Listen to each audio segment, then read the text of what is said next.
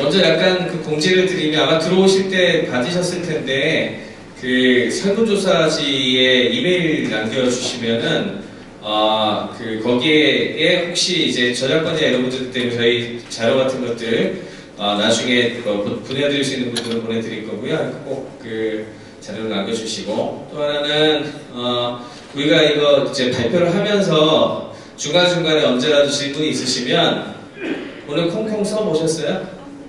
예, 콩콩에 우리가 17번 세션 17입니다. 17번에 SF 영화와 ECCI 있으니 거기 질문하기에 들어가셔가지고 언제든지 질문을 좀 모아주시면은 그 질문 나온 거를 바탕으로 해서 나중에 이제 패널 세션을 할 때 그 질문들을 모아가지고 하도록 하겠습니다. 그러니까 각 그 연사들이 발표하신 바로 뒤에 질의응답이 있는 게 아니고 그 내용들을 모아서 할 거니까 거기에 좀 충분하게 좀 넣어주시면 좋겠습니다. 그리고 오늘은 이미 그 발표자들에 대해서 몇 번을 좀 말씀을 드렸었는데요. 처음에 각 20분씩 발표들을 하실 거고요. 처음에 세 세션은 제일 먼저 SF 아카이브의 박상준 대표님, 그리고 서울대학교 홍성욱 교수님, 그리고 서울대학교 장대익 교수님이 발표를 맡아주시고, 이 세 세션이 끝나고 나서 잠깐 한 10분 정도 브레이크 타임을 가지도록 하겠습니다. 그리고 정확하게 그렇게 가면은 6시에 다시 시작을 해서 세 세션을 하고 이제 토론을 하고 마치는 이런 순서로 진행될 테니까 좀 참고를 해주시고요. 다시 한번 들어오시는 분들 꼭 그 설문지 받으셔가지고 작성 좀 들어드리고 뒤에 연락처를 이메일을 써주셔야 저희가 뭐라도 나중에 보내드릴 수가 있습니다. 그리고 질문은 콩콩 앱을 활용을 하셔서 그 17번 세션에 들어가시면 제가 나중에 이제 그 패널 토론 4회를 볼 거기 때문에 패널 토론 4회를 볼 때 그 질문지를 중심으로 해서 진행을 하도록 하겠습니다. 지금 지금 아직 그 키노트가 늦게 끝나서 그런지 계속 들어오고 계셔가지고 약간 2, 3분 정도만 기다렸다가 제가 그 박상준 대표님 소개하고 시작하도록 하겠습니다.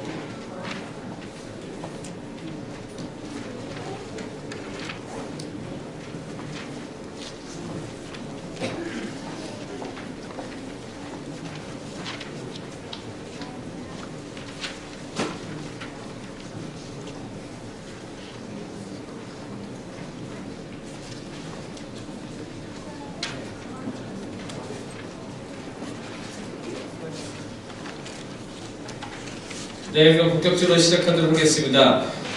첫 번째 연사는 보시는 것처럼 SF 영화의 HCI 감각적 지각의 차원들이라는 제목으로 SF 아카이브의 대표이신 서울 SF 아카이브 대표이신 박상준 대표님 모시도록 하겠습니다. 우리나라 SF와 관련된 여러 가지 부분에 있어가지고 가장 많은 지식을 가지고 계신 분이니까 아마 제일 첫 번째 오프닝을 해주시는데 제일 적합한 분이 아닌가 그렇게 생각이 듭니다.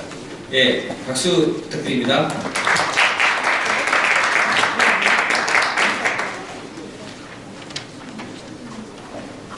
네, 안녕하세요. 소개받은 서울 SF 아카이브의 박상준입니다. 반갑습니다.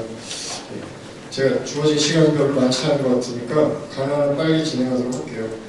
SF 영화에 등장하는 HCI들이 어떤 모습으로 나타나는지 제가 자료들을 쭉 보다 보니까 인간의 감각과 지각의 어떤 차원에서 이 HCI가 이루어지는가, 이것이 몇 가지 이제 형태가 보였고, 그것이 느슨하게나마 점점 뭔가 좀 고차원이랄까, 좀 깊숙한 차원으로 점점 좀 들어가는 그런 식의 분류가 가능하다고 판단이 됐고요. 그래서 이거는 사실 SF 영화사의 어떤 연대기적인 발전, 이거하고는 무관하게 나타나더라고요. 그래서 제가 그러한 HCI의 형태를 대표적인 거 10가지만 뽑아가지고 오늘 준비를 했습니다. 그래서 앞에 아주 간단하게 제가 준비한 PPT에는 텍스트가 없어요. 그냥 키워드 하나씩만 딱 넣고 대표적인 영화의 작품에 스틸 이미지 하나씩 넣어서 말씀을 드릴 거고, 그 다음에 그 10작품에 비디오 클립 이어서 쭉 보여드리고 마칠 겁니다. 네.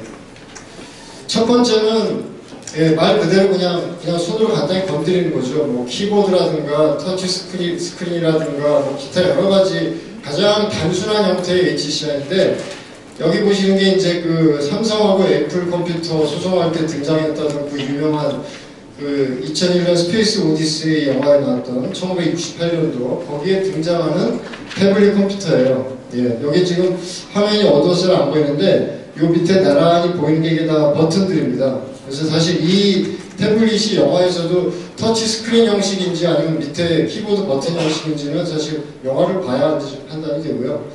여기서 조금 더 발전한 것이 이제 음성 인식이죠.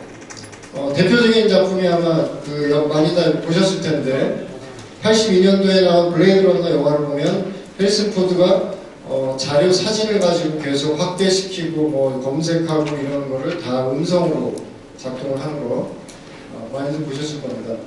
세 번째가 이제 데이터 글러브라고 흔히 얘기하는, 또는 와이어드 글러브라고 얘기하는 건데, 이 장면 역시 마이너리티 리포트에서 익숙한 장면, 아마 이 어떤 장면인지 다들 아실 거고요.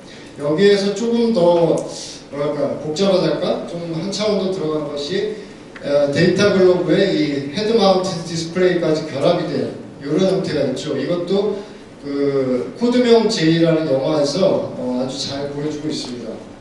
그 다음에 이 영화는 사실 30년이 넘어서 모르시는 분들도 꽤 있을 텐데, 이 영화에서는 헤드 마운티드 디스플레이이긴 한데 눈에 직접 보여주는 디스플레이가 아니라 두뇌 신경으로 직접 다이렉트로 연결이 되는 그런 버추얼 리얼리티 디바이스가 나와요. 이것이 어떻게 나오는지는 이따 동영상을 보실 텐데, 아마 최근에 나온 그 삼성의 오큘러스 같은 거 시연 동영상 보신 분도 있을 텐데, 참 놀랍게도 거기 오큘러스 시연 동영상하고 거의 흡사한 똑같은 장면이 이 30년 전의 영화에 그대로 나옵니다.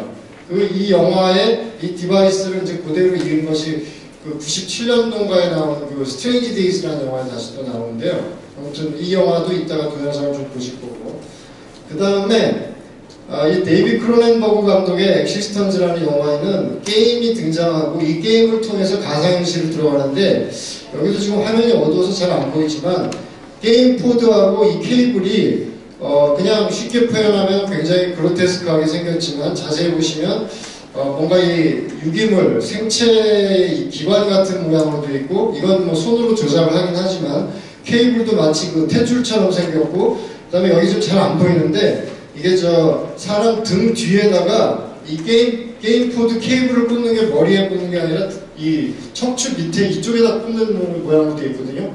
이것도 이따가 동영상으로 잠깐 보시게 될 겁니다. 그래서 이 영화에서 등장하는 가상현실과 기계를 통해서 인간이 어떻게 접속이 되는지가 이 영화는 좀 독특하게 표현이 되어 있어요. 그 다음에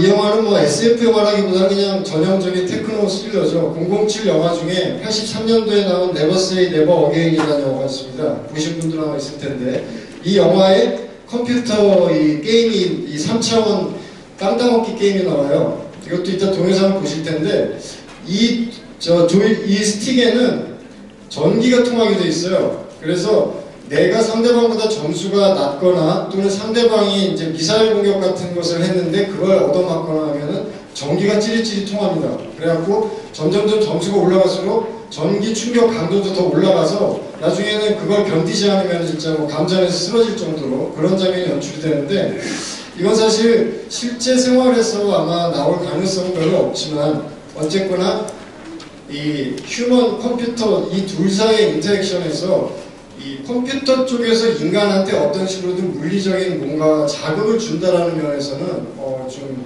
언급할 만한 작품이라서 제가 오늘 준비를 했고요. 사실 오늘은 뭐 HCI라고 하면 대개는 인간이 컴퓨터 쪽에 어떤 식으로 접속해서 이런 그 유저 인터페이스를 쓰느냐 이거를 많이 생각하기 쉬운데 SF 영화들 중에는 오히려 컴퓨터 쪽에서 인간한테 어떤 식으로 자극이나 정보 전달이나 또는 그 밖에 컴퓨터 쪽의 의도를 인간한테 어떻게 전달하고 관철시키는가 하는 그러한 양상을 보이는 SF 영화들이 좀 있습니다.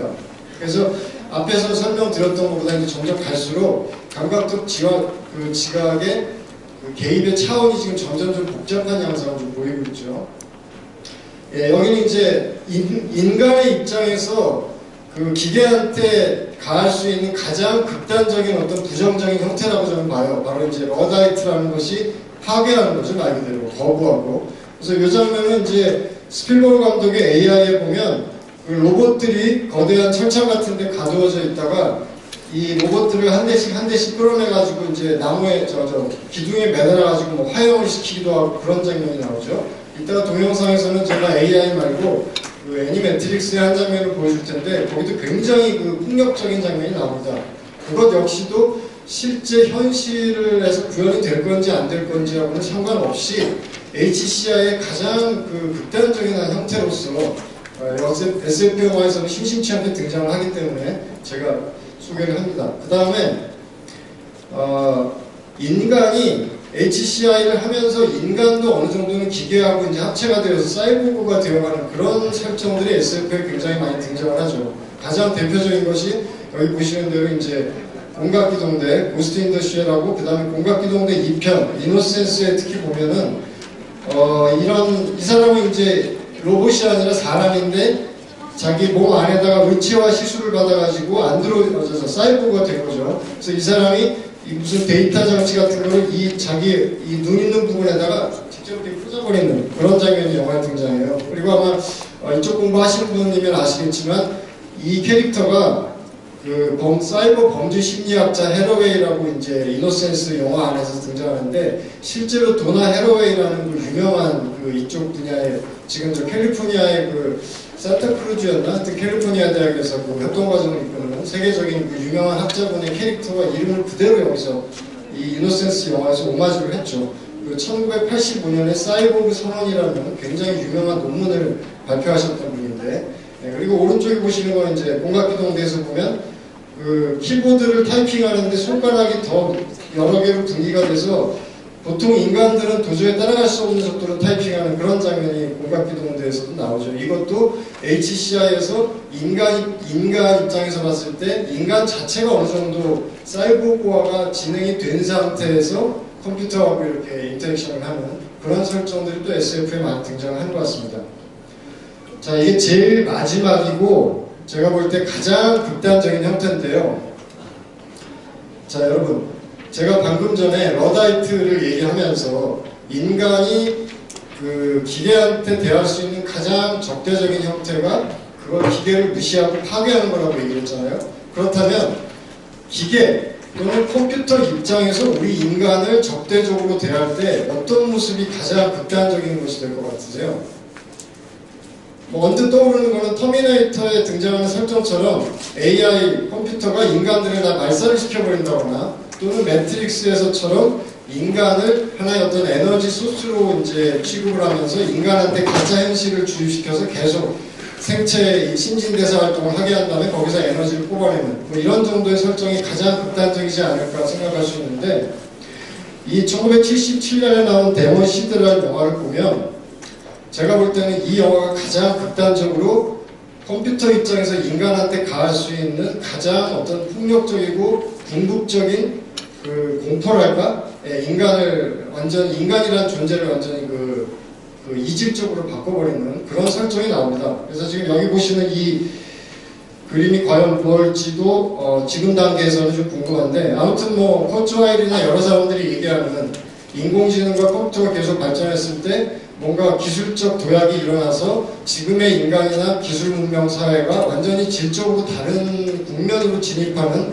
이 싱귤러리티가 도래할 것이다. 빠르면 21세기 안에 뭐 이렇게 얘기하는 사람들이 많이 있는데 이 영화에서 묘사하고 있는 장면이 제가 볼 때는 정말 인간이 가장 바라지 않는 형태의 싱귤러리티인 것 같아요.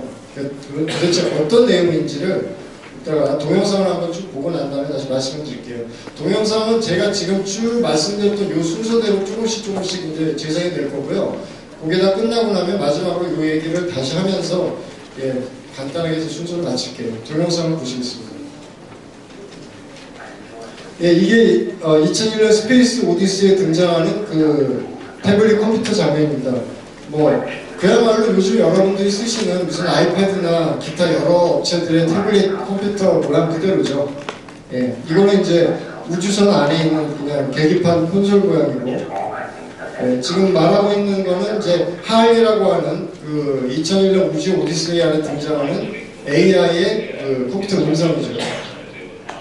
그래서 이런 걸 통해서 인터뷰도 하고 자기들끼리 화상전화 같은 것도 하고 식사를 하면서 태블릿 컴퓨터를 보는 장면이 지금 우리가 실제로 태블릿 컴퓨터를 보고 있는, 그리고 쓰고 있는 그 양상이 정확하게 그대로 나오죠. 이게 벌써 40몇 년 전에 영화에서 이렇게 묘사가 된 거죠. 이건 이제 두 번째로 음성인식 컴퓨터가 영화에서 어떻게 묘사가 되는지 보여주는 장면입니다. 블레이드 런너 영화 보신 분들이 아마 많기 때문에 이 장면들은 다들 아마 기억을 하실 것 같아요.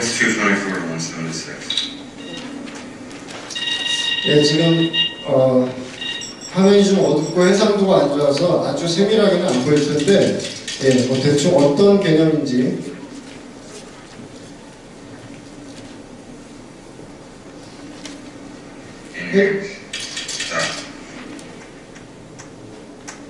지금 해리스 포드가 계속 음성으로만 명령을 내리고 있어요. 확대, 줌인, 스톱, 이동, 스캔, 펜 이런 식으로.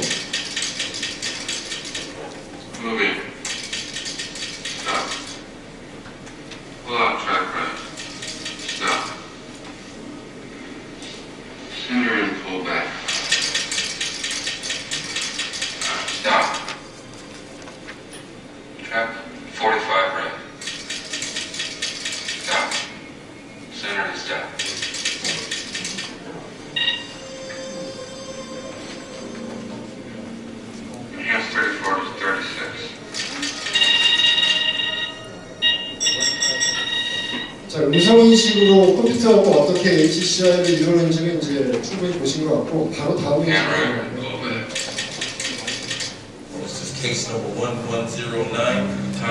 이것은 이제 마이너리티 리포트에서 데이터 글로브를 이용해서 HCI를 하는 장면이에요.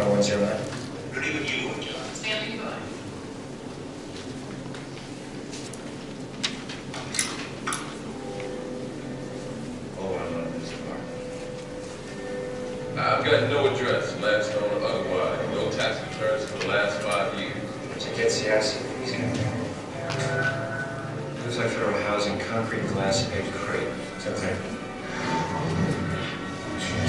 I got 6 licenses. Where do you want? Over here. 이것도 벌써 10몇 년 전 영화가 됐는데 이미 현재 기술적으로 이거는 다 가능한 상황이 됐죠.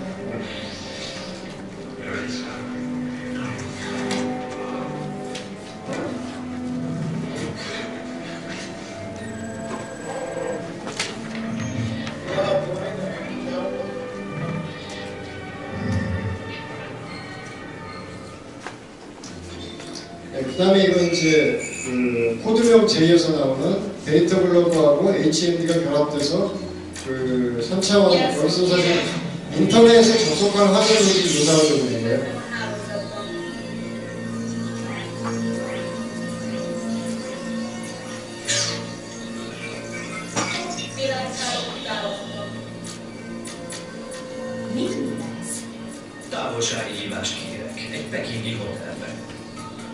지금 비디오 클립이 어디 도구공국 갖고 제가 들어보니까 원하는 영화가 안 나오는데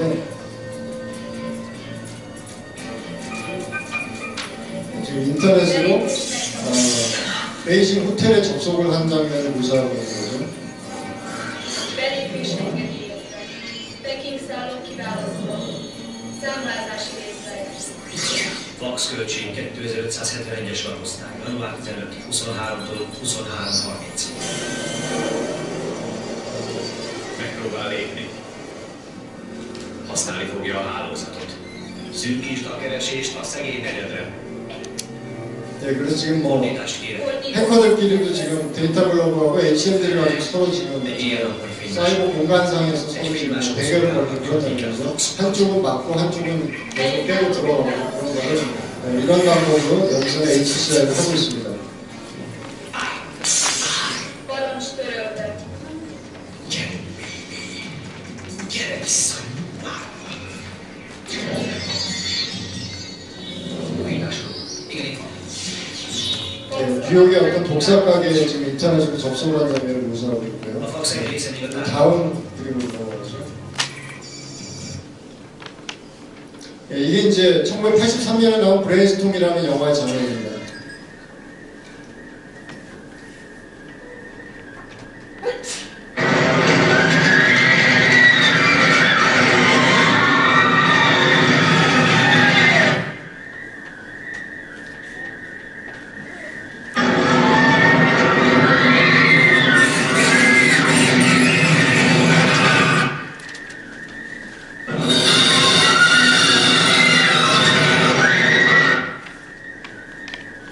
요즘 오큘러스 수술을 받았는데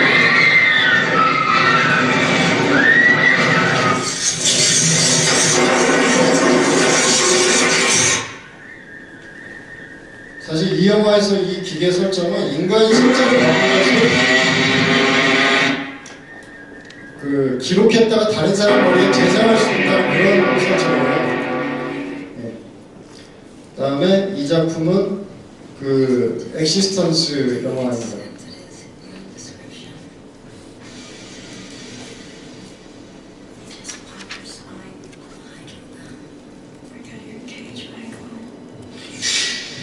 I haven't crippled anyone yet. Step into my office. 이렇게 등에 척추 쪽에다 구멍을 뚫은 다음에 그 구멍을 통해서 이제 게임 코드하고 접속을 하게 되어 있고 마치 뭐 이런 자리에서처럼 여러 사람이 모여서 다 이 코드 하나를 여러 케이블을 공유한 상태에서 그 가상현실 안에 들어가서 같은 게임 공간을 공유하면서 그 안에서 게임을 하는 그런 설정의 영화입니다. 그리고 또 화면이 좀 어지러워서 자세히는 보이지 않는데 일단 뭐 디자인적으로 굉장히 좀 눈에 띄는 독특한 설정을 갖고 있고요.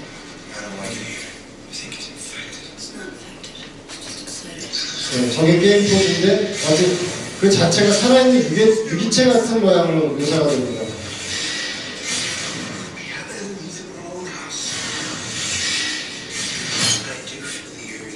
지금 이거는 가상현실 아니에요.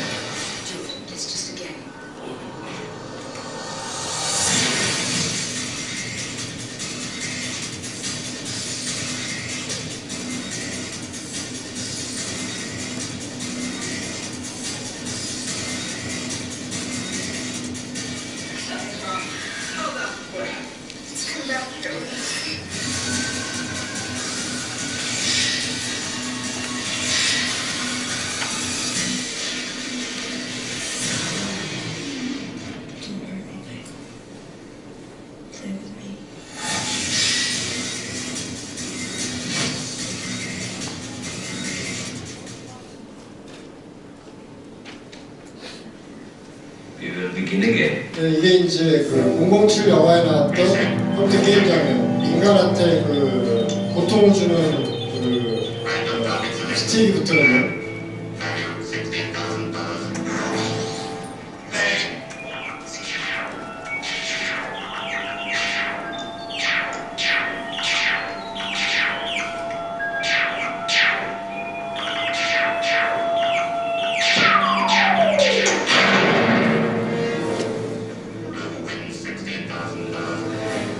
A lucky move on my part.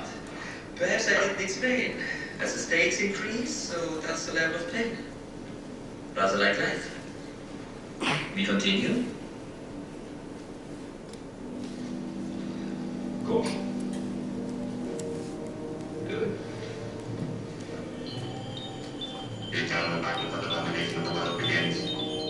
Random public selection, the United States. Value $42,000. Play.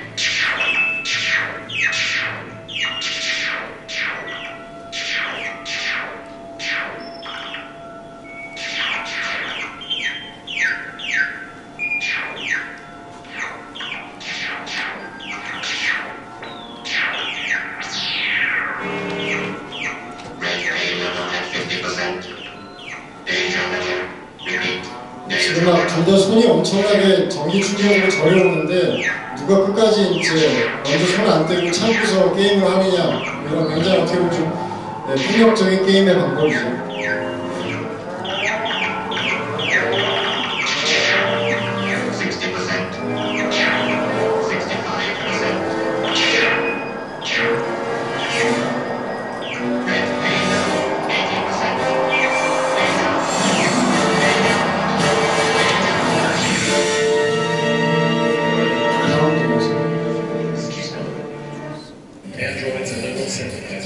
이게 이제 인간이 기계를 파괴하는 러다일 때 가장 제가 볼 때 극적인 묘사가 나오는 그 애니매트릭스하고 매트릭스하고 같이 나왔던 애니메이션 단편 여러 개 묶은 것 중에 또 세컨드 르네상스라는 에피소드에 등장하는 장면입니다.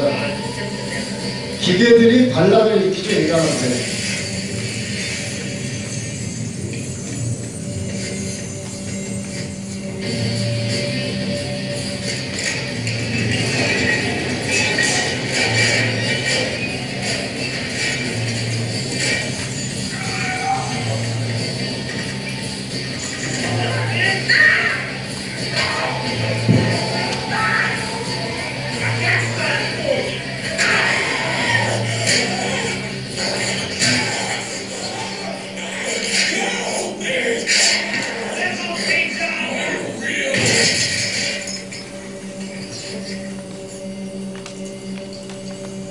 이렇게 당했던 이제 로봇하고 AI들이 나중에 인간을 접수하는 게 바로 매트릭스의 이를테면 프리 에피소드식으로 나오는 거고.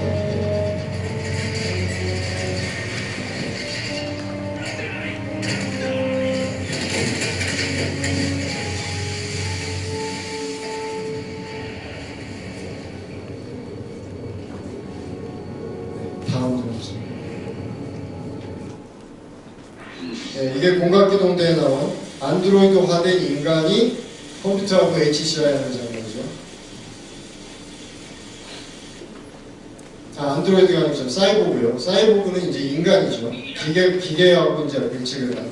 자, 이게 이제 아까 제가 마지막으로 말씀드렸던 그 데몬 시드라고 하는 영화인데 지금 얘기하고 있는 게 이제 로봇, 그러니까 인공지능의 음성이에요.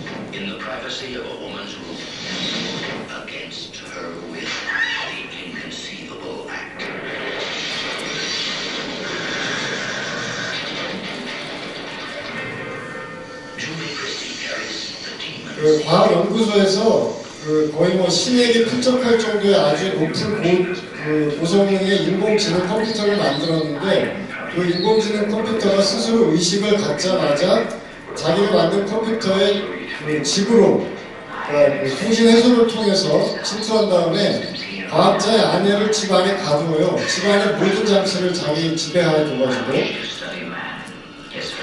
그런 다음에 이제 집 안에 있는 장치들을 가지고 그 여자를 포박을 하고 맨 마지막에는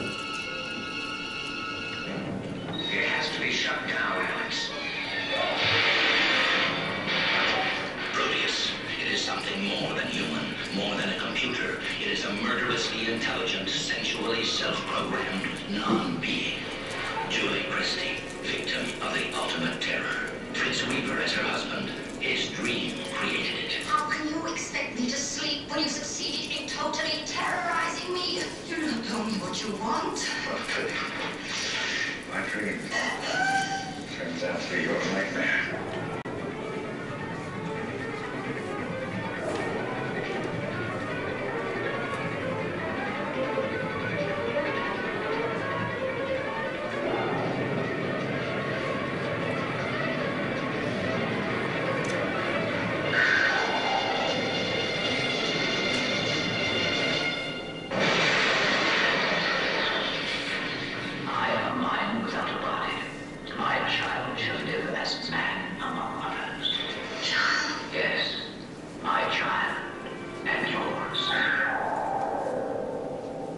계속 컴퓨터가 마이 차일드라고 얘기를 하는데 이 영화에서는 인공지능 컴퓨터가 저 여자의 몸 안에서 난자를 채취해가지고 자기가 뭐 어떻게 합성해서 만든 그러한 이제 뭐 정자 내지는 뭐 그 천여생식 그런 뭐 여러 가지 방법을 통해서 그 새로운 아이를 만들어내요. 근데 그 아이가 아까 저 예고편에서 잠깐 나왔던 거는 마치 뭐 로봇처럼 이런 막 그 금속 장갑을 두른 모습으로 나왔지만 사실은 그 껍질이 다 벗겨지면 그 안에는 그냥 보통 인간 아기하고 똑같은 그런 아이 모습의 신생아가 태어나는 장면으로 이 영화가 끝이 납니다.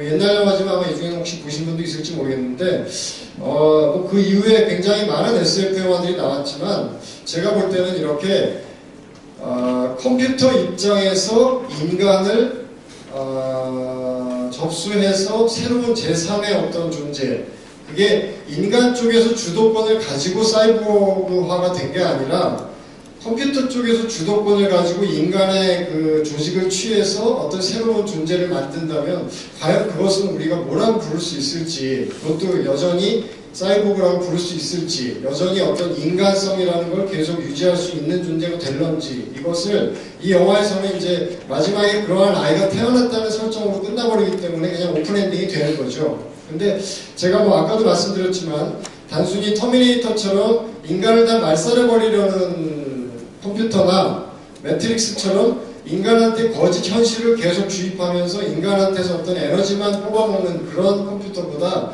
지금 보신 이 영화에서처럼 컴퓨터가 인간의 난자를 채취해서 어떤 새로운 자기의 아이를 만들어내는 이런 설정은 제가 볼 때는 사람들이 별로 생각을 안 하고 아마도 현실적인 구현 가능성도 높지는 않겠지만 하나의 SF 영화 안에서 보여지는 시나리오로서는 굉장히 좀 극단적인 HCI의 궁극적이고도 극단적인 그러나 결코 인간 입장에서는 바라고 싶지 않은 그런 형태가 아닐까라는 생각이 듭니다. 그래서 이게 뭐냐면 영화에서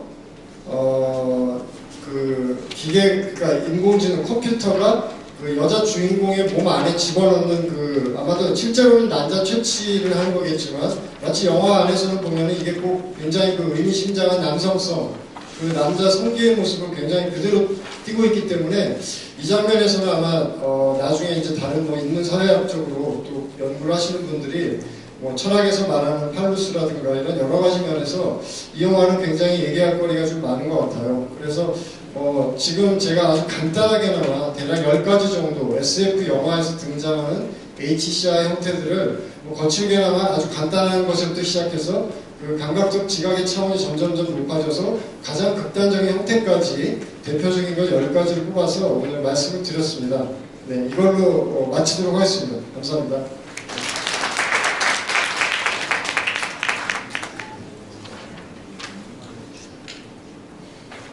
네, 굉장히 좀 영화관 같이 됐었죠? 지금 잠깐 영화관 같이 재밌게 그 오프닝을 열어주셨는데요. 다음 강의는 여기에 이어서 HCI가 SF 영화에 있었던 역사에 대해서 우리나라의 대표적인 과학사 하시는 분이시기도 하고 융합을 굉장히 잘하시는 분이기도 하시죠. 홍성욱 교수님 발표해 주시겠습니다.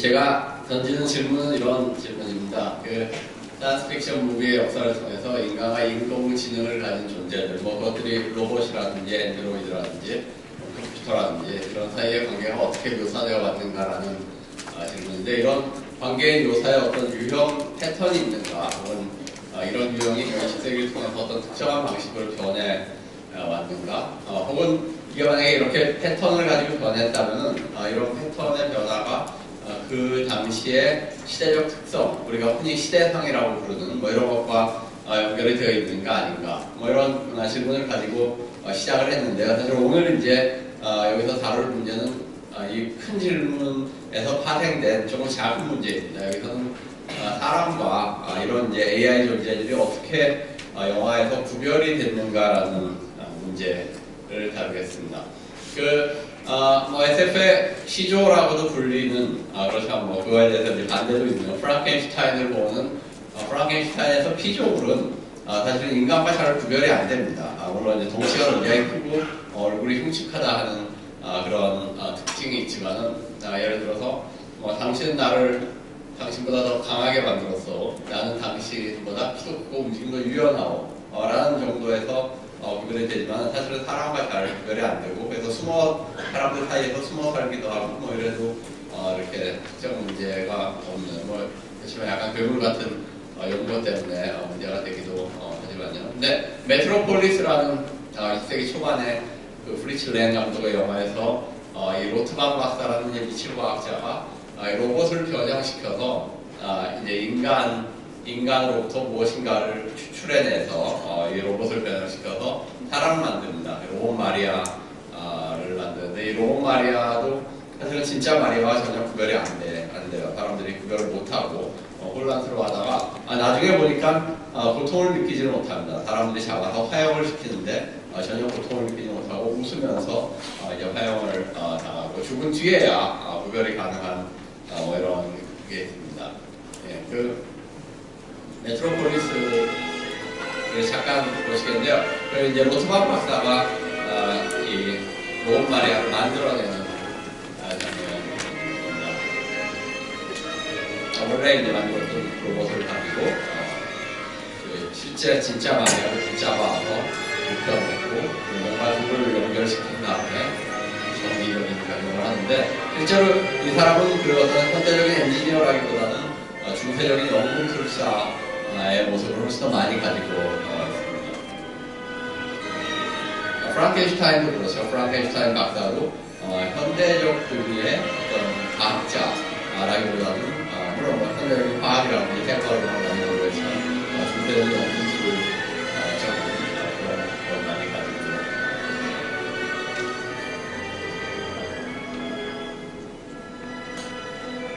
이게 실제 진짜 마리아라고 아까 사람이 만들어진 말인데 나중에 이제 그 여러 가지 상황들이 전개가 되다가 그 가짜 마리아, 로봇 마리아가 사람들을 혼란에 빠뜨리고 그러다 이제 군중들에게 잡혀서 사형을 당합니다.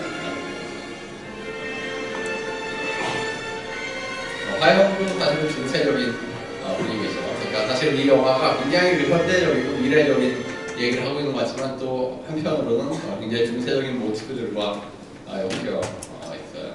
그 이제 1960년대 제가 초점을 맞추는 1960년대로 좀 가보면요. 1960년대 많은 일들이 벌어집니다. 일단 사이버네틱스가 유행을 하고 수많은 사이버네틱스 기계들이 나와서 사람들의 관심을 끕니다. 거북이라든지 길을 찾아가는 기계라든지 이런 그리고 사람처럼 생각을 하는 컴퓨터가 등장을 하는데 물론 아주 초기적인 형태지만요. 퍼셉트론이라고 여기 보시는 이건데 이게 뉴럴 커넥션을 컴퓨터로 실제로 이제 구현한 그런 컴퓨터들 적응한 어댑티브 로봇, 티칭 머신, 사이버트론, 패턴 인식 기계, 펜디모니움 이런 기계들이 등장을 하고 이런 기계들이 등장할 때마다 언론에 엄청난 그 조명을 받습니다.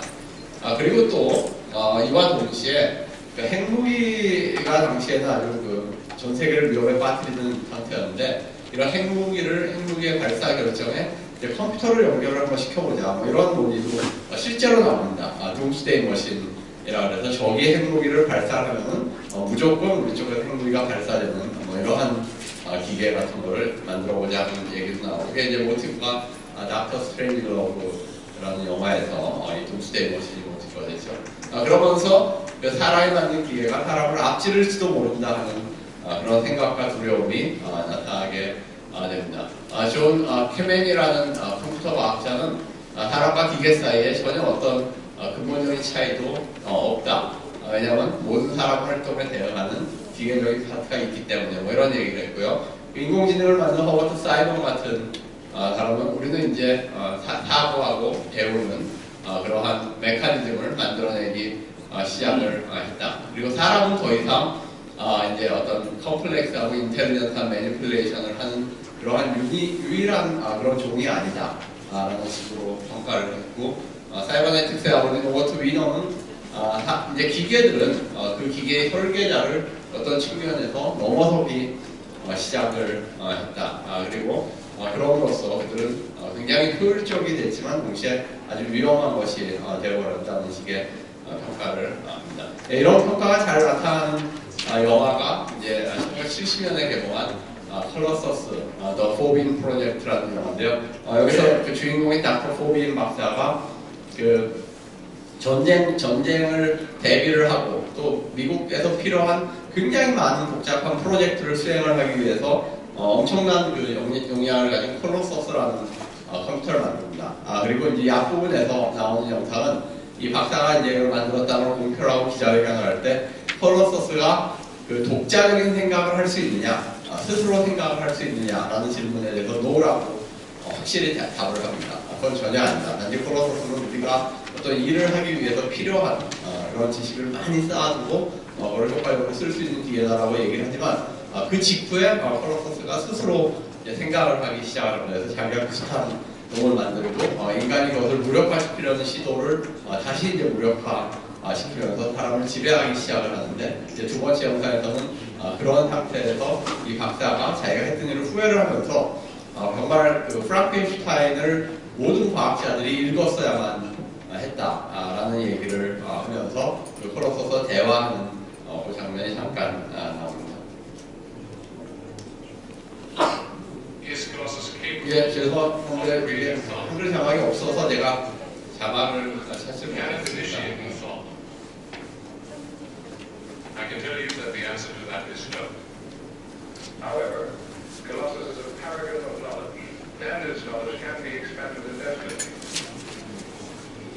I hope, along with all the scientists who helped make this particular project, that the immense power of this computer will not only be used for the defense of this country, but hopefully also as an aid to the solution of the many problems that we face on this earth, and the many more problems that we will face the more deeply we penetrate into the universe. Listen, my dear. If anybody is responsible for this, it has to be me. An impartial, emotionless machine. A paragon of reason. That's exactly what I want. You know that. So, we'll have another drink.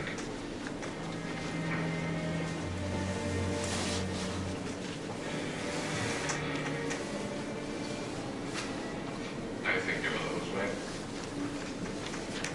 I think Ferguson ought to be required reading for all sciences. Morgan. Morgan. You have consumed enough alcohol. 나오는 게 이제 그 기계 What's the penalty for getting 술을 drunk? 너무 많이 마신다고 해요. You are being irrational. Go back to bed. I would if I were like you, Colossus. The difference is I'm human, not a machine. I am a machine, vastly superior to human. You began in my mind. I created you, remember? Yes. What I am began in man's mind. But I have progressed further than man. Not far enough. No, will you do? Destroy me? Destroy an entire city of 1,750,000 people?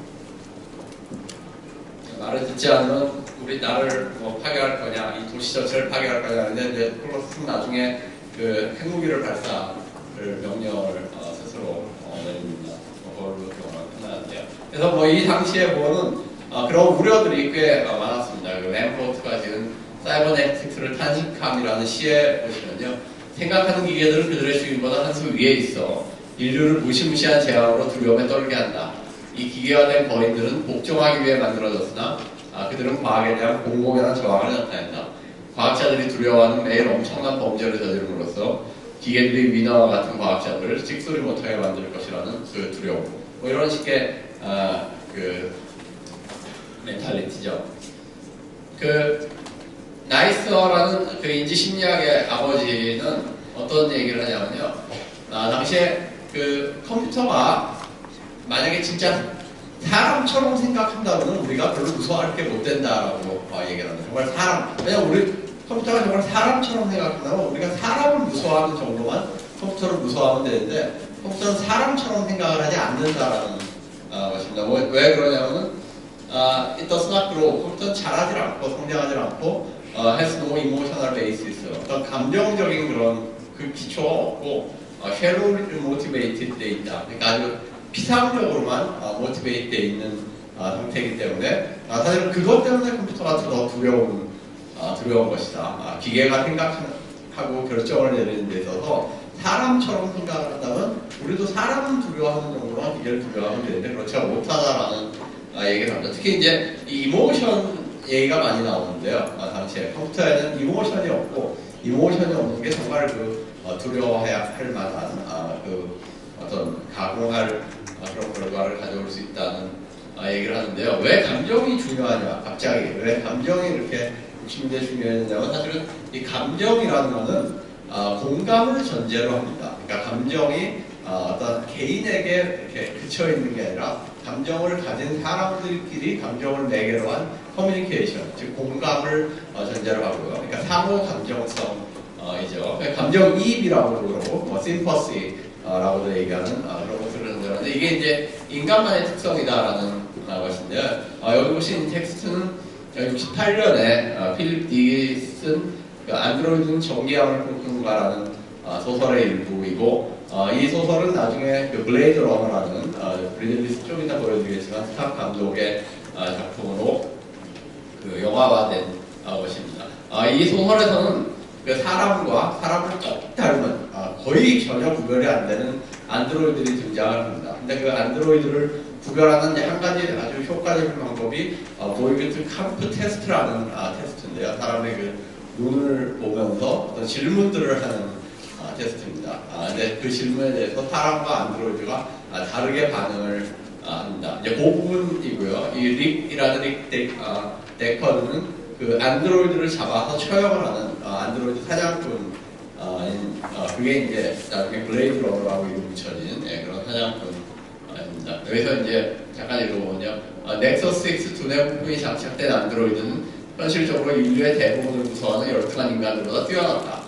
그리고 이들을 색출하기 위해 새로 도입된 능력 측정 테스트, 즉 보이그트 캄프 감정이입 테스트가 새로운 판단 기준으로 구사했다. 릭은 자문했다. 왜 안드로이드는 감정이입 테스트를 하려고 하면 그렇게 당황하며 안정을 못하는 것일까? 누구나 한두 번씩 궁금했던 점이었다. 감정이입이란 분명히 인간에게만 존재하는 능력이었다. 그런가 하면 지능은 정도의 차이가 있을지언정 거미류까지 포함해서 모든 동물에게 찾아볼 수 있는 특징이었다. 감정이입 능력은 집단 본능이 온전할 것을 요구한다. 독자적으로 존재하는 유기체, 가령 거미와 같은 유기체는 감정이입 능력이 필요하지 않다. 거미가 먹이를 잡아 먹으려고 그럴 때 그 먹이가 두려워할 것 같다는 생각을 하면은 먹지 못한다는 거죠. 그러니까 그 혼자서 존재하는 동물들은 그런 감정이입 능력을 가지면은 동물의 생존에 오히려 방해가 되는 그런 것인데요. 감정이입 능력은 초식동물이나 아니면 최소한 자유로 육식을 멀리할 수 있는 잡식동물에게만 있어야 한다고 이건 결론 내린 바 있다. 궁극적으로 감정이입 능력은 사냥꾼과 사냥감 사이의 경계를, 이기는 자와 지는 자 사이의 경계를 흐릿하게 하니까 한 개체가 기쁨을 느끼는 한 다른 개체들의 존재 조건에도 일말의 기쁨이 존재할 수밖에 없었다. 그런가 하면 어떤 개체가 고통을 치르고 있는 한 다른 개체들 역시 어느 정도는 고통의 그림자리에 있을 수밖에 없었다. 인간처럼 혼자서는 살 수 없는 동물이라면 이런 능력을 통해 더욱 높은 생존율을 확보할 것이었다. 대신 올빼미나 포브라는 멸종할 것이었다. 인간은 계속해서 집단적으로 살아왔기 때문에, 그렇게 진화했기 때문에 감정이입 능력을 가질 수밖에 없었다. 진화적인 결과로 가질 수밖에 없었다는 거죠. 그래야만 생존 조건이 높아지기 때문에. 근데 사자 같은 동물이 감정이입 능력을 가졌다면 먹이를 잡아먹지 못하니까, 불쌍해서. 그러니까 오히려 사는데 더 방해가 되고 진화에 역행을 하는 그런 결과를 가져왔습니다. 그러니까 이제 감정이입이 인간만에만 보유하고 그런 진화를 겪지 않은 안드로이드들은 감정이입 능력이 없거나 거의 없거나 그래서 그 보이비트 캄프 테스트로 이걸 구별할 수 있다는 건데요. 지금 보시는 장면에서는 두 번 영화에서는 보이비트 캄프 테스트가 나옵니다. 한 번은 홀든이라는 블레이드 러너가 레온이라는 안드로이드를 신문할 때 나오고요. 두 번째는 데커드가, 주인공 데커드가 여주인공인 레이첼을 신문할 때 그 테스트가 등장을 합니다. 첫 번째 장면이고요.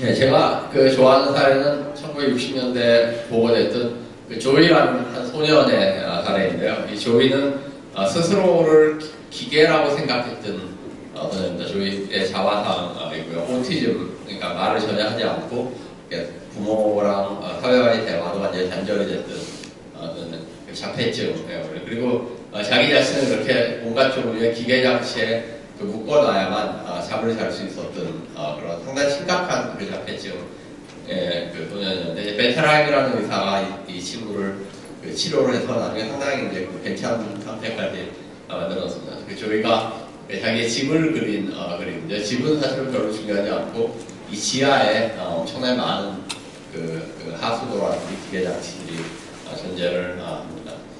이 의사가 이제 이 조이를 치료하면서 치료 경과가 좋아짐에 따라서 이제 차를 그린 사진인데요. 차가 처음에는 병원에 처음 왔을 때는 사람이 없습니다. 이제 오토매틱하게 움직이는 자동차였다가 중간적으로 때는 사람이 뒤에 있는데 상당히 수동적인 상태고요. 이제 많이 나왔을 때는 사람이 이 기계를 컨트롤하는 그러니까 사람이 결국 기계를 통제하는 그런 상태로 가면서 이 조이의 그 상태도 회전이 됐다는 얘기를 하고요. 그러면서 그 뒤에 이제 상태가 좋아진 다음에는 처음으로 기계가 아닌 다른 것들을 그림을 그리기 시작합니다. 조이가 이제 병원에만 있다가 몇 년 동안 병원에서 치료를 받다가 첫 번째로 외출을 하는데 이제 자기가 그 고른 피켓에 쓰여진 글씨가 Feelings are more important than anything else on the earth. 그러니까 세상에서 감정이 다른 어느 것보다도 가장 중요하다는 피켓을 들고 외출을 합니다. 지금 보시는 알파빌이라는 영화에서는 그 컴퓨터에 의해서 사람의 감정을 말살하는 형태로 지배되는 어떤 마을, 알파빌이라는 마을에 레미 코션이라는 이제 그 경찰이 그 마을을 조사하러 갔다가 그 컴퓨터와 싸워서 이기고 거기서 사귀었던 애인을 구출해서 도망가는 그 프랑스 영화인데요. 그 고다르 감독이라는 아주 그 전설적인 감독이 감독한 그런 영화입니다. 여기서는 그 컴퓨터에 대한 인간의 지배, 그 다음에 그렇게 됐을 때 사람들이 더 이상 시를 읽지 않고 소설을 읽지 않고 그림을 그리지 않는 그런 식의 그 사회가 묘사가 되고 그것을 이길 수 있는 방법으로 이제 사람의 감정을 다시 불러일으키는 그리고 컴퓨터가 이제 논리적으로만 생각하는데 그 논리적인 어떤 모순 같은 거를 이제 컴퓨터에 제시를 함으로써 컴퓨터를 혼란스럽게 하고 무력하게 하는 이런 장면들이 여러 가지 모티브들이 다 등장을 합니다. 그래서 한 5분 정도 되는 영상인데요. 처음에 이제 그 레미 코션이 마을의 문제를 파악하는 장면, 그 다음에 실제로 이제 그 마을을 지배하는 알파 60라는 컴퓨터를 보여주는 장면, 그리고 나타샤라는 애인에게 시를 가르쳐주는 장면, 그리고 마지막으로 그 컴퓨터에게 논리적으로 해결이 안 되는 수수께끼를 내므로써 컴퓨터를 혼란에 빠뜨리는 장면 4개를 같이 엮어서 보여드리겠습니다. 이거 이제 프랑스 영화고요. 그래서 자막이 영어로 돼 있는데 자막을 보시면 될 겁니다. Alpha 60, c'est quoi? Gérant des sociétés d'autrefois, je ne sais pas. New York, IBM. L'infetti Electric General Dottirama. Allora, Alpha 60 et 150 lumières les plus fortes. Je vois. Les gens sont devenus esclaves des probabilités. Arrivière ici, Alphabet, c'est une société technique, comme celle de Termite ou des fourmis. Je comprends pas. Probablement il y a 150 lumières années. 150. 150 et 100, qu'il y avait des artistes dans la société fourmi. Oui, des artistes, des romanciers, des musiciens, des peintres. Aujourd'hui, plus rien. Rien pour ici. Des hommes ordinaires sont 알파 60의 컴퓨터의 묘사. de la position qu'ils occupent dans le monde en analysant leur passé. On est automatiquement conduit à cette conclusion. Il faut donc les détruire. 344. 이제 거기서 만난 A에게 C라는 것을 가르쳐주는 장면이고요. 호텔에서 이제 C를 가르쳐주는데 이거 외에도 재밌는 부분들이 많이 있습니다. Il y a des mots soulignés.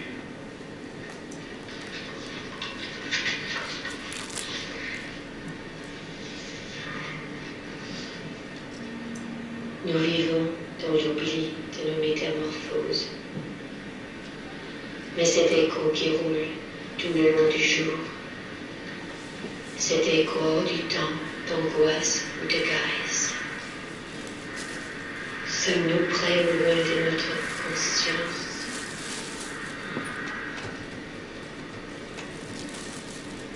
Il y a des mots que je ne comprends pas. Conscience.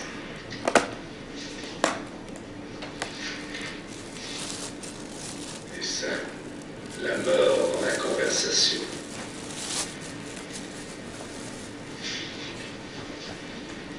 Et ça, Tes yeux sont revenus d'un pays arbitraire, où nul n'a jamais su ce que c'est qu'un regard. vous ne savez vraiment pas ce que c'est.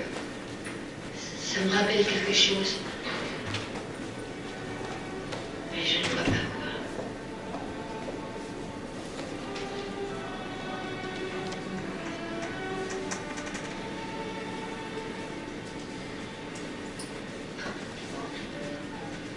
Et ça, mourir de ne pas mourir. Tout ce que je projette s'accomplira. 마지막 장면. Pas sûr. Moi aussi j'ai un secret. Quel est votre secret? Dites-le-moi, Monsieur Cochon. Quelque chose qui ne varie ni le jour ni la nuit. Que le passé représente le futur qui avance sur une ligne droite et pourtant à l'arrivée qui a bouclé la boucle. Je ne trouve pas ce que c'est. Plusieurs de mes circuits cherchent la solution de votre énigme. Je trouverai.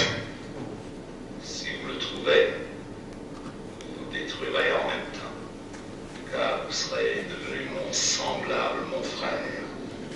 Ceux qui ne sont pas nés ne pleurent pas et n'ont pas de regrets.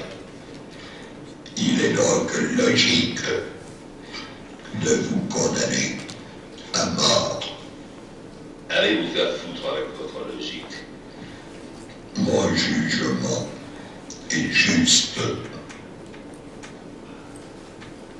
예, 제가 그 20세기에 들어서 초창기에는 그렇게 잘 구별이 안 됐던 그런 인간과 AI를 가진 어떤 존재들 사이의 구별이 1960년대로 거치면서 이제 감정이라든지 혹은 뭐 상호 감정성, 감정이입 이런 거를 그 기준으로 구별되기 시작을 합니다. 근데 1990년대 이후에 이제 감정을 표현하는 기계들 이런 것들이 등장을 하기 시작을 하고 유명한 키스맷, MIT 키스맷이라든지 일본에서 개발되고 있는 이런 안드로이드 아직까지는 이런 안드로이드가 그 어떤 종류의 그 사람에게 접근하는 하는 데 있어서의 그 언케이벨이라고 하는 뭐 이런 그 골짜기를 가지고 있는 그런 점은 있지만은 이런 기술들이 더 발달할 때 최근에 이제 보면 영화 오토마타에서도 그 이제 감정을 느끼는 그런 것들이 나오는데 뭐 그렇게 됐을 때 이제 인간과 AI 존재의 차이는 다시 어디서 찾아질 것인가 라는 질문은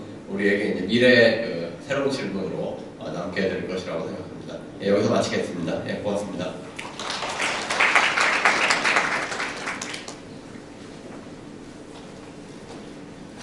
네, 역시 20분씩 들었더니 굉장히 시간들이 모질라신 거 제 너무 욕심을 부른다는 생각이 드는데, 예, 퍼스트 세션의 마지막 강의고요. 오늘 아까 말씀드렸지만 질문이 아직 별로 많이 안 와서 콩콩 통해가지고 언제든지 질문 주시고요. 그 다음에 설문지도 꼭 챙겨주시고, 마지막 그 첫 번째 세션의 마지막 강의는 서울대 장대익 교수님이 인간의 사이보그의 진화에 대한 얘기를 듣도록 하겠습니다. 네, 안녕하세요. 반갑습니다. 제가 슬라이드가 많지만 지금 계속 오래 하면 좀 힘드실 것 같고 배도 고프실 것 같으니까 제가 준비한 거 많이 스킵하고 제가 하고 싶은 얘기만 좀 하도록 하겠습니다. 제가 사이보그에 대해서 좀 얘기를 해달라고 말씀을 듣고 제가 준비를 하다가 도대체 사이보그에 대해서 무슨 새로운 얘기를 할 수 있을까? 여기 계신 분들은 어쩌면 저보다 HCI에 계신 분들이 많을 테니까요. 저보다 더 많이 아실 테고, 그래서 이걸 어떻게 하나 그러다가 저도 좀 각도를 바꿔서 그냥 제목은 거창합니다만 사이보그의 진화사적 의의라고 하는, 제가 진화를 공부하고 있기 때문에 저의 각도에서 조금 말씀드린 게 어떨까 그런 생각을 해봤습니다. 그래서 제가 결국에는 사이보그가 어떤 존재인가, 그게 HCI나 에서 어떻게 지금 그런 식으로 기술이 개발되고 있고, 또 SF에서는 어떻게 그것들이 어떤 양태로 나타나는가, 이런 얘기를 하기 위해서 사실은 결국에는 중심 질문이 뭔가를 생각해 봤더니 인간이 어떤 존재인가. 아까 홍성욱 교수님이 인간 본성의 어떤 이성보다는 이제 감정이 되게 중요한 것이 되고 이런 말씀을 하셨는데요. 결국 인간은 어떤 존재인가에 대한 물음이라고 생각이 듭니다. 그걸 어떻게, 그 물음을 또 어떻게 또 제 식대로 얘기를 할 수 있는가를 생각해 보니까 인간의 마인드는 도대체 뭐냐라고 하는 마인드에 대한 메타포들이 그동안 쭉 있었는데, 그걸 다 훑어볼 수는 없을 것이고, 그 중에서 서양에서 주로 얘기를 했던 것들 중에 이런 것들이 있었고, 또 지금 로봇과 사이보그를 우리가 지금 앞으로 인간 마인드의 미래로 보는 사람들이 되게 많은데, 그것들이 어떤 진화사적 의미를 갖고 있는지를 간단히 살펴보는 그런 말씀을 드리려고 합니다. 그래서 이렇게 쭉 있는데요. 그냥 제가 간단히 말씀드리면, 마인드가 신의 피조 창조물이다, 이거부터 시작하면 한이 없겠죠. 근데 이거는 제가 그냥 넘어가고요. 고스트 인 더 머신은 데카르트가 주장했던 건데, 이거는 이제 마인드 바디 듀얼리즘의 아주 원흉 같은 존재죠. 지금 사실은 이거를 다 극복하려고 인지과학이라든가 심리철학이라든가 이런 것이 나오고 또 그에 대한 반론들을 제기하고 있는데, 사실은 고스트 인 더 쉘이랑 고스트 인 더 머신하고 비슷한 용어긴 하지만, 사실 고스트 인 더 쉘이라고 공각기록에는 듀얼리즘을 완전히 사실은 반대하고 있는 거죠. 사실은 모니즘적인 입장에서 얘기하는 건데, 어쨌든 이게 인간의 마음을 이해하는, 근대적 방식으로 마음을 이해하는 것에 어떤 출발점이 됐고, 이걸 넘어서려는 사람, 다시 말해서 인간의 마음은 육체와 달리 완전히 속성적으로 전혀 다른 그러한 다른 존재다라고 하는 그런 생각을 지금은 이제 거의 다 넘어섰고, 또 그것이 아닌 관점에서 논의를 하고 있습니다. 그러니까 이 시대에 사실은 잘 알려지진 않았지만 라메트리라는 사람이 인간 기계론이라는 그런 논의를 하면서, 인간도 결국에는 다른 동물과 똑같이 기계인데 더 복잡한 기계일 뿐이다라고 주장하는 그 기계론이 사실은 지금 저는 HCI라든가 로보틱스라든가 이런 것들의 근거가 되고 있고, 또 그것이 SF적으로 나타난다고 생각합니다. 이제 그런 출발점을 생각해 볼 수 있고요. 인간이 애니멀이라고 하는 것은 다윈 때 이제 다윈이 처음 어떻게 보면은 본격적으로 진화를 펼치면서 제시한 거고, 그것의 어떤 제가 간족이라고 표현하면 말씀드린 이유는, 그것이 그 당시에는 인간을 이해하는데 어떻게 보면은 완벽하게, 그러니까 더 광범위하게 적용되지 않았기 때문에 그냥 간족으로 그쳤다는 거죠. 그 사이에 또 빙산의 그 마인드를 빙산에 비유하는 그런 메타포가 있었고, 이건 더 이상 제가 지금 우리가 심리학을 하시는 분들은 이걸 과학으로 생각하지 않지만, 어쨌든 지금도 문학 비평이라든가 이런 데서는 엄청나게 많은 사람들이 여기에 의지하고 있습니다. 인간 마인드에 대한 아주 흥미로운 메타포죠. 과학적으로는 발전됐다고 보지만 그 다음에 마인드를 블랙박스로 보는 그 행동주의가 있습니다. 이 행동주의는 스키너고요. 스키너 자극과 강화, 자극과 반응에 대한 강화, 처벌 이런 것들로 사실은 마인드라고 하는 것은 멘탈 메커니즘이라는 것은 우리가 관찰할 수 없는 거기 때문에 존재하지 않는다고 얘기할 수 있고 관찰되는 것만으로 봐야 된다고 하는 일종의 논리 실증주의의 심리학적 버전이라고 할 수 있겠죠. 이제 이게 비판을 받아서 이제 마인드를 컴퓨터에 비유하는 그러한 움직임이 있었습니다. 저는 마인드가 결국 정보 처리 장치다라고 하는 것이고 사실 지금 모든 논의는 사실 여기서부터 지금 현대적 논의는 다 여기서부터 출발하죠. 근데 정보 처리 장치가 진짜 이런 슈퍼컴퓨터냐 아니면 이런 브레인이냐 아니면 진화 심리학이 얘기하는 대로 슈퍼컴퓨터가 진화를 겪은 그러니까 진화적인 관점에서 일종의 마인드를 적응으로 보는 그런 관점은 또 다른 정보 처리 장치이긴 하지만 일종의 수익수 아미노 아이프 같은 다목적 그런 장치다. 어떤 거는 되게 잘하고 어떤 거는 되게 못한다라고 하는 그런 관점들을 갖기 시작했죠. 그래서 이제 제가 이제 오늘 주로 말씀드리고자 하는 것은 인간의 마인드는 일종의 진화적인 산물이다라고 하는 얘기, 그리고 그런 진화적인 산물의 어떤 미래로서 사이보그나 그다음에 로봇이 이제 로봇에 대해서 우리가 생각해 볼 수 있다 이런 관점인데요. 그래서 저희는 마인드를 다이내미한 머신이라고 일단 그러니까 진화적인 산물이고 머신이라고 하는 관점이죠. 그 두 가지가 있습니다. 하나는 서바이벌 머신이고 하나는 메이팅 머신이죠. 그러니까 이거는 굉장히 그 생존에는 전혀 도움이 되지 않고 심지어 방해가 되지만 다 짝짓기를 위한 것이고 이 바워버드도 이렇게 자기 정원들을 짓고 짝짓기를 위해서 이렇게 엄청난 창의성과 노력을 기울이는 인간도 마찬가지고요. 그래서 결국 메이팅 머신, 서바이벌 머신일 뿐만 아니라 메이팅 머신인데 그래서 이제 사람들이 진화 심리학자들이 이렇게 주장하지 않습니까? 이거는 기존의 전통적인 관점의 어떤 정보 처리 장치를 받아들이는 사람이 이렇게 슈퍼컴퓨터를 주장한다면 실제로 마인드는 이런 스위스 아미노 아이프 같이 굉장히 특화된 장치들이 여러 개 굉장히 많이 연결되어 있는 하지만 모든 걸 다 할 수는 없죠. 모든 인풋을 다 똑같은 정도로 잘 처리할 수 없는 그런 진화적인 민감성을 갖고 있는 그런 장치다라고 얘기를 했고 이런 메타포가 지금 이제 많이 받아들여지고 있습니다. 근데 제가 오늘 더 얘기하고자 하는 것은 서바이벌 머신이고 메이팅 머신이면서 동시에 민 머신이다라는 말씀을 드리고자 하는데요. 이거는 이제 인공물과 관련이 있습니다.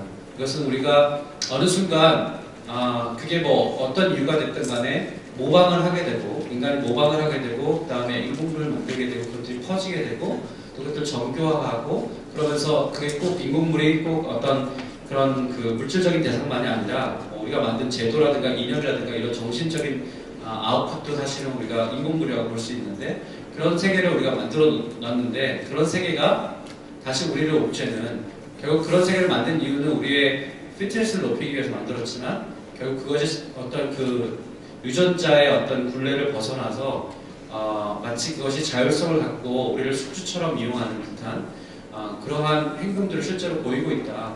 그래서 왜 SF나 이런 데서 끊임없는 그런 띠들이 왜 그 기계의 배신, 그 다음에 그런 식의 어떤 띠들이 계속 일어나는가 생각해보면 결국에는 우리가 인공물의 세계를 만들었지만 그 인공물이 복제자로서 우리를 숙주처럼 우리 두뇌를 숙주처럼 이용할 수 있다라고 하는 관점이라고 생각합니다. 그래서 우선 민머신이라고 얘기할 수 있고요. 꼭 저만의 얘기는 아니고 데니시라든가 블랙모어 같은 이런 사람들이 얘기하는 건데 예를 들면 유전자의 피트니스를 높이기 위한 행동들을 다 잘 먹고 잘 살아야 되는데 우리는 어느 순간 자유라든가 평등이라든가 이러한 이념을 가지고 그것을 위해서 자기 목숨을 내어놓는 그런 말도 안 되는 생물학적으로는 말도 안 되는 짓을 말도 안 되는 짓을 한다는 거죠. 그런 것들을 우리가 민머신이기 때문이라고 할 수 있는데요. 이런 것도 마찬가지입니다. 자유나 민주주의를 위해서 우리가 목숨을 실제로 자발적으로 버리기도 하고 그 다음에 자본주의라는 시스템은 그 막스가 이미 얘기했듯이 자기 생산적인 메커니즘으로 우리를 소외시키기도 하죠. 그러니까 우리를 잘 먹고 잘 살자고 만든 제도들이 다 이런 식의 배신을 하는 이유는 도대체 무엇일까? 그런 생각에서 그런 질문들을 생각해 보면 이런 종교도 그런 것 중에 하나일 수 있다고 보는 거죠. 종교가 사실은 우리를 위해서 만든 것처럼 보이지만 종교의 제도가 자기의 어떤 그런 제도들을 어떻게 보면 우리의 마인드를 갈취해서 더 안 퍼지도록 하는, 그러니까 카바신전에 모인 이런 하지 순례자들을 보면 100만 명들이 모이기 때문에 실제로 수십 명이 깔려 죽거나 다치기도 하는데요. 이게 매번 벌어집니다.